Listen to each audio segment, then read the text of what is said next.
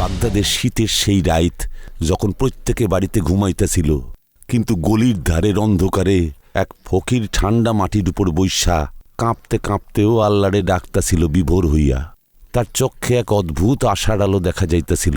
মনে হইতেছিল সে কারোর প্রতীক্ষায় আছে। ফকিরের নাম আছিল শেখ আজাহার। সে কোনো সাধারণ দরবেশ ছিল না, বরং সততার জ্ঞানের সমুদ্র। লোকজন কইত তার দোয়ায় এমন শক্তি আছে যে ভাগ গড়েও পাল্টায় দিতে পারে। কিন্তু আইজ সে নিজেই ভাগ্যের দোলাচলে দুলতাছে। অন্যদিকে বাগদাদ শহরের অভিজাত কেল্লায় আলো জ্বলতাছিল। সেইটা আছিল সুলতান হামাদের রাজত্ব। এমন এক হাকিম যার প্রজারা তারে ভালোবাসত, আবার ভয়ও পাইত। তার তলোয়ার বহু শত্রুর শিরচ্ছেদ করছিল, আর তার সুবিচার বহু মানুষের জীবন পাল্টাইয়া দিছিল। কিন্তু সেই রাতে সেও অস্থির হইয়া আসিল। সুলতানের এক স্বপ্ন তারে অস্থির কইরা তুলছিল। সে দেখছিল একজন বয়স্ক ফকির তার সিংহাসনের দিকে আউগাইতাছে, আর সে আইতেই কেল্লার দালান কাইপা উঠছে। সে ঘাবড়াইয়া গেল আর উজির রে ডাইকা আনল। এই স্বপ্নের অর্থ কি উজির? উজির গভীর শ্বাস লইল আর কইল, হে আমার মালিক, এইটা সাধারণ স্বপ্ন না, এইটা এক পরিণতি। মনে হইতাছে কোনো ফকির আপনার জীবনের অংশ হইতে চলছে, আর সে আপনার ভবিষ্যৎ পাল্টায় দিতে পারে। সুলতান রাইজ্ঞা কইল, তুমি কইতাছো একজন মামুলি ফকির আমার জীবনটাই পাল্টায় দিব? উজির মাথা নিচু করল। দ্বিতীয় দিন সকালে সুলতান যখন সিংহাসনে বইল, একজন সিপাই সুইটা আইল। হুজুর, মহলের দরজা এক ফকির আইসে, কইল সে আপনার লগে দেখা করতে চায়। সুলতানের চোখে সেই স্বপ্নটাই ফুইটা উঠল। সে হুকুম দিল, অরে ডাইকা আনো। শেখ আজাহার যখন মহলে আইল তখন সবাই চিন্তা নিয়ে তারে দেখতে লাগল। সেরা খোড়া কাপড়, কিন্তু এমন চেহারা যেন কত শত রহস্য লুকায় আছে। সে সুলতানরে দেখল আর হাইসা উঠল। তুমি কি সেই যে আমার রাজত্বরে ফেলায় দিবা ঠিক করছো? সুলতান কণ্ঠে রাগ লইয়া কইল। ফকির হাসল। না হে সুলতান, আমি তো তোমার ভবিষ্যতের বার্তা লইয়া আইছি। সুলতান চিন্তিত হইয়া কইল, তার মানে? ফকির লম্বা শ্বাস লইল আর কইল, যদি আমি কই তোমার জীবনের সবচাইতে বড় সিদ্ধান্ত আজ তোমার সামনে খাড়ায় আছে, তাহলে তুমি কি মাইনা নিবা? সুলতান গভীরভাবে তার চোখে দেখল। সেইখানে এক গভীরতা আছিল, এমন এক রহস্য যা তার বোঝনের বাইরে। কও ফকির, কি কইতে চাও কও? সুলতান হুকুম দিল। ফকির মাটির দিকে চাইল আর কইল, আল্লাহ তোমারে অনেক কিছু দিছে, কিন্তু তুমি কি কখনো ভাবছো যে যা তোমার কাছে আছে সেইটা বরাবরই থাকবো? সুলতান হাসল। আমি বাগদাদের সুলতান, আমার কাছে সৈন্য সম্পদ শক্তি আছে, কে আমার থেকে এইসব কায়দা নিব? ফকির হাইসা কইল, যদি কই তোমার রাজত্ব তোমার হাতছাড়া হইতে চলছে, তুমি কি মাইনা নিবা? সুলতানের মুখ লাল হইয়া গেল। তুমি আমার রাজত্বরে বিপদে ফেলতে আইছো? ফকির মাথা নিচু করল। না হে সুলতান, আমি তোমাদের সাবধান করতে আইছি। যদি তুমি সঠিক সিদ্ধান্ত নাও তাইলে তোমার রাজত্ব সুরক্ষিত থাকব, আর তুমি নিজেও। আর যদি ভুল করো তাইলে তোমার সব কিছু নিশ্চিহ্ন হইয়া যাইব। সুলতান রাইজ্ঞা কইল, কোন সিদ্ধান্ত? ফকির হালকা হাইসা কইল, তা তুমি শীঘ্রই জানতে পারবা। সুলতান চিন্তায় পইড়া গেল। সে হুকুম দিল, ফকিররে যাইতে দিবা না, আর তার উপর নজর রাখো। কিন্তু সেই রাইতেই আজব ঘটনা ঘটতে লাগল। প্রথম ঘটনা, মহলের ঘনিষ্ঠ উজিরের হঠাৎ মৃত্যু হইল। দ্বিতীয় ঘটনা, সুলতানের খাজানায় আগুন ধইরা গেল, আর সম্পদের একখান বড় অংশ জ্বল্লা ছাই হইয়া গেল। তৃতীয় ঘটনা, সুলতানের বিশ্বস্ত সেনাপতি বিদ্রোহ কইরা বসল, আর সেনার কিছু অংশরে লইয়া গেল। সুলতান বুঝতে পারল যা ঘটতাছে আচমকা হইতাছে না, বরং এইটাই এক পরিণতি। সে ছুইটা ফকিরের কাছে গেল আর চিৎকার কইরা কইল, এইসব কি হইতাছে? ফকির গভীরভাবে সুলতানরে দেখল আর কইল, সময় তার সিদ্ধান্ত লইতাছে, কিন্তু অহনো সময় আছে। যদি তোমার ভুলগুলিরে চিন্না থাকো তাইলে এইসব আটকাইতে পারো। সুলতান রাইজ্ঞা উঠা কইল, কি কি ভুল? ফকির তার চোখের দিকে চাইল আর কইল, তোমার সিংহাসন অনেকের চোখের পানির বিনিময়ে আইছে। হে সুলতান, যদি তুমি তাকে চিনতে পারো তাইলে বাইচা যাইবা। সুলতান থমকায় গেল। তার জীবনের সমস্ত ভুল তার মাথার মধ্যে ঘুরতে লাগল। কারা সেই লোক যাগো চক্ষের পানির বিনিময়ে সে সিংহাসন পাইছে? সুলতান সেই রাইতে শান্তিতে ঘুমাইতে পারল না। খাজানায় আগুন লেগে গেছিল, উজিরের মৃত্যু হইছিল, আর তার সবচাইতে বিশ্বস্ত সেনাপতি বিদ্রোহ করছিল। কেল্লার উঁচু দেয়ালের পিছনেও এক অদ্ভুত আতঙ্ক ছড়াইছিল। সুলতান চিন্তায় তার কামরায় ঘুরতাছিল। তার চক্ষে সেই স্বপ্ন আবার ফিরে আইতাছিল। এক বয়স্ক ফকির সিংহাসন নাড়াইতাছে আর অন্ধকারে রাজত্ব চলে যাইতাছে। না, এমনটা হইতে পারে না, সে রাগের লগে কইল আর উজিরে আলারে ডাকল।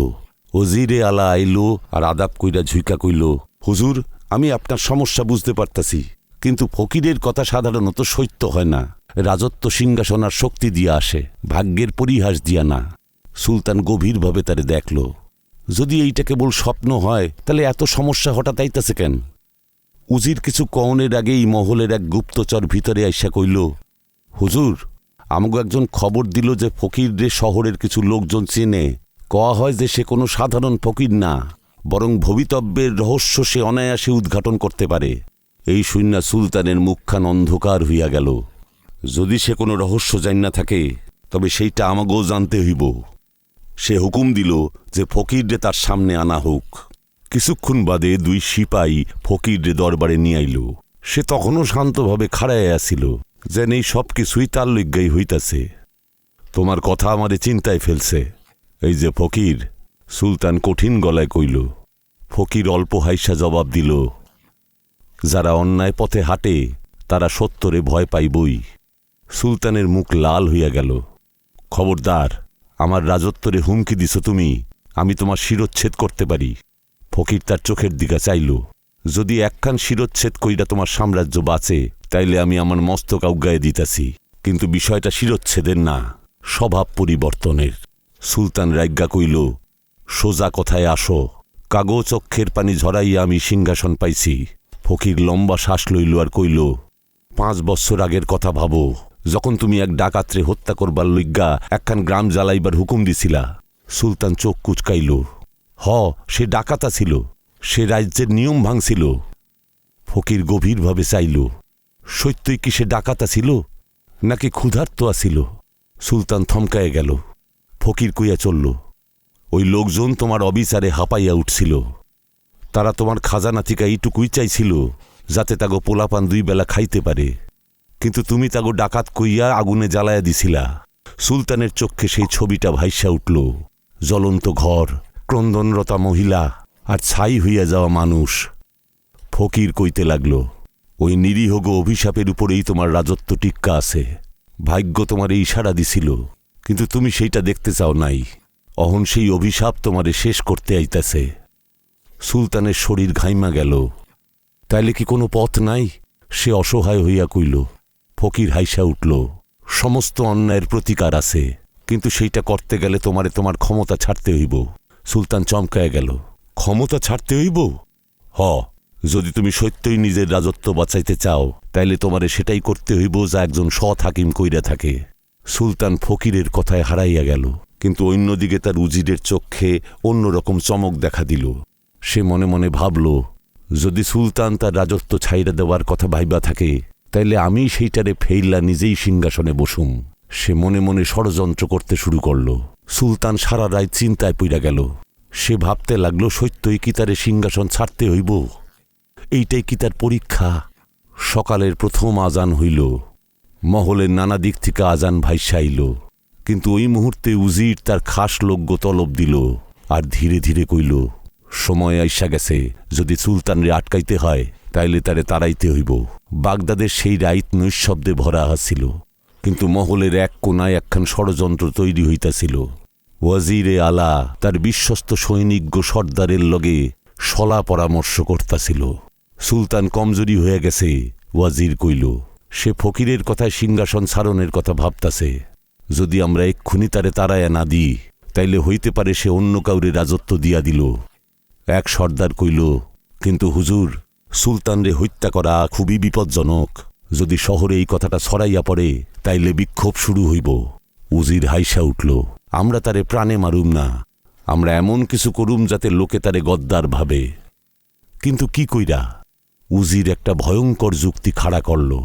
অন্যদিকে ফকির শেখ আজাহার ধর্মগ্রন্থ লইয়া একখান ছোট্ট ঘরে বইসা ছিল। সে সমস্ত রাইত জায়গা ইবাদত করতাছিল, যেন সে আসন্ন সময়ের খবর পাইছে। সুলতান চিন্তিত হইয়া সেইখানে আইল আর কইল, এই যে ফকির, তুমি কইছিলা যে ভাগ্য পরিবর্তন করা যায়, কিন্তু আমার মনে হইতাছে আমি আমার রাজত্বই হারাইতে চলছি। ফকির গভীর দৃষ্টি দিয়া তারে দেখল। তুমি কি সত্যই নিজের রাজত্ব ছাড়তে রাজি আছো? সুলতান ঠান্ডা গলায় কইল, যদি এইটাই আল্লাহর মর্জি হইয়া থাকে তাইলে আমারে তাই করতে হইব। কিন্তু কিন্তু কি? কিন্তু আমি ভয় পাইতাছি যদি আমি চইলা যাই তাইলে এই রাজত্ব কোনো ভুল হাতে চইলে যাইব। ফকির হাইসা উঠল, যদি তুমি তোমার অন্যায় স্বীকার কইরা লও তাইলে আল্লাহ তোমারে রাজত্বের থিকাও দামি কিছু উপহার দিব। সুলতান চিন্তায় পইরা গেল। পরদিন সকালে বাগদাদে একখান খবর রইটা গেল, সুলতান হামাদ কাফের হইয়া গেছে। সে নিজের সিংহাসন ত্যাগ করব বইলা সিদ্ধান্ত নিছে, আর অহন সে বাগদাদ রে শত্রুর হাতে তুইলা দিতে চায়। লোকজনের মধ্যে শোরগোল পইরা গেল। যারা গতকালও সুলতানরে মাথায় কইরা রাখত তারা আজ তার বিরুদ্ধে চইলা গেল। মহলের বাইরে কাতারে কাতারে লোক খাড়া হইল, তাগো মুখ রাগে লাল হইয়া গেল। আমরা সুলতানের কাছে জবাব চাই। উজির পর্দার আড়াল থেকে এইসব দেখল আর মজা পাইল। ব্যাস, আর একখান কাম করা বাকি। মহলের দরজা হঠাৎ খুইল্লা গেল। সিপাহীরা ভয় পাইয়া ঘোষণা করল, সুলতান হামাদ ঘোষণা করছে যে আজ রাইতেই মহল ছাইরা দিব। এইটা শুইনাই ভিড় বাইরা গেল। সুলতান গদ্দার, তারে গ্রেপ্তার করো। উজির আউগিয়া কইল, যদি এইটা সত্য হয় তাইলে আমাগো বাগদাদের রাজত্ব বাঁচাইবার লইগ্গা তারে সিংহাসন থেকে সরাইতে হইব। সিপাহীরা ভিড়ের দিকে আউগায়ে চলল। পরিস্থিতি হাতের বাইরে চইলা গেল। মহলের ভিতর সুলতান চিন্তায় পইরা গিয়া এদিক ওদিক করতাছিল। তুমি কি দেখতাছ? ভাগ্য আমারে নিজের শহরেই গদ্দার বানায়া দিছে। ফকির শান্তভাবে কইল, যে মাইনসের অন্তরে বিশ্বাস আছে সে পৃথিবীর যে কোনো অভিযোগের ঊর্ধ্বে থাকে। কিন্তু অহন আমি কি করুম? ফকির ধীরে ধীরে কইল, তুমি তোমার রাজত্ব যদি ভুল হাতে যাওয়া থিকা আটকাইতে চাও তাইলে তোমারে বিরাট বড় পদক্ষেপ লইতে হইব। তোমার এই মুহূর্তে সিংহাসন থিকা দূরে চলে যাইতে হইব। সুলতানের চক্ষে চিন্তা ছড়াইয়া পড়ল, কিন্তু ফকিরের চক্ষে বিশ্বাসের চমক। যা চইলা যায় তা ফিরাও আসতে পারে। সুলতান তার সিংহাসনের দিকে চাইল আর দীর্ঘশ্বাস ফেলল। সুলতান কি মহল ছাইরা দিব? উজিরের ষড়যন্ত্র কি সফল হইব? আর ফকিরের আসল উদ্দেশ্য কি? মহলের চূড়ায় খাড়াইয়া সুলতান নিচের ভিড় দেখতাছিল। লোকজন রাগে চিৎকার করতাছিল, গদ্দার সুলতান, আমাগো নতুন সুলতান চাই। তারা সেই লোক যারা একদিন তার বীরত্ব আর সুবিচারের কদর করত, কিন্তু আইজকা তারা তার মৃত্যু কামনা করতাছে। আমি এগুলোইগা কি না করছি? সুলতান যন্ত্রণায় কইল, তাও এরা আমারে গদ্দার কইতাছে। ফকির শেখ আজাহার শান্তভাবে খাড়াইয়া ছিল। সুলতান, তোমার কি আর রাজত্ব চালাইবার অধিকার আছে? সুলতান চুপ কইরা গেল। ফকির কইল, যদি তুমি মানুষের মন জয় করতে পারতা তাইলে এরা তোমার বিরুদ্ধে যাইত না। রাজত্ব তলোয়ার দিয়া না, সুবিচার দিয়া চলে। সুলতানের মুখে নতুন অনুভূতি ছড়াইয়া গেল। তাইলে আমি এখন কি করুম? ফকির তার চোখের দিকে চাইল। সময় আইসা গেছে, তুমি এইখান থেকে চলে যাও, যাতে তোমার সত্যটা সামনে আইতে পারে। সুলতানের বিশ্বাস হইতাছিল না যে সে তার মহল ছাইরা পালাইয়া যাবার চিন্তা করতাছে। রাইতের অন্ধকারে ফকির আর তার কিছু বিশ্বস্ত সিপাহী মহলের পিছনের রাস্তা দিয়া চইলা গেল। সুলতান শেষবার তার সিংহাসন খান দেখল। আমি কি বরাবরের মতো এইটা হারাইতে চলছি? ফকির কইল, যা তোমার ভাগ্যে আছে তা আবার ফিরে আইব। সকাল হইতেই উজির ঘোষণা কইরা দিল যে সুলতান হামাদ পালায় গেছে, আর অহন বাগদাদের নতুন সুলতান চাই। সে নিজেরে নতুন সুলতান ঘোষণা করল। লোকজন প্রথমে আপত্তি জানাইল, তারপর ভাবল যদি হামাদ পালায় গিয়া থাকে তাইলে উজিরই সই। মহলে উৎসব হইতে লাগল। উজিরের মাথায় মুকুট উঠল, কিন্তু তার ধারণাও আসিল না তার এই আনন্দ কয়দিন টিকব। উজির প্রথম ঘোষণা কইরা দিল যে সুলতান হামাদের নামের চিহ্ন কোথাও থাকব না। তার সিংহাসনে নতুন নাম লেখা হইল। পুরাতন মুদ্রা গলায়া দিয়া নতুন মুদ্রা তৈরি করা হইল। মহল থিকা তার ছবি আর চিহ্ন মুচ্ছা ফেলা হইল। বাগদাদের কেউ আর সুলতান হামাদরে মনে রাখল না। ওইদিকে নিজেরই শহরে সুলতান পলাতকের মতো ফিরতে লাগল। কারোর কাছে সে আশ্রয় পাইল না। সে দরজায় দরজায় গেল, কিন্তু কেউ তারে আশ্রয় দিল না। তুমি সেই সুলতান না যে গদ্দারি করছে? আমি তোমার সত্যটা জানি না, কিন্তু শহর তোমারে অপরাধী মানছে। সুলতানের মন ভাইঙা গেল।